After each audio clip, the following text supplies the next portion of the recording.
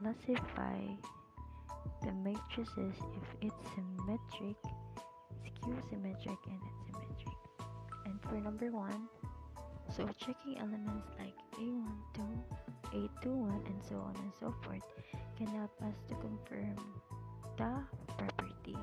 So for number 1, makita dyan na ito nga, ang below o above sa matrices is what nag-mirror. So this is not symmetric.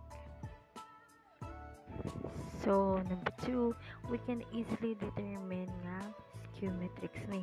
Why? Kay sa diagonal, makita dyan na ito tanan nga ang each element is all 0. So this means each element above the main diagonal is the negative of the corresponding element below the diagonal. So this is skew matrix. And lastly, the last element, which is L.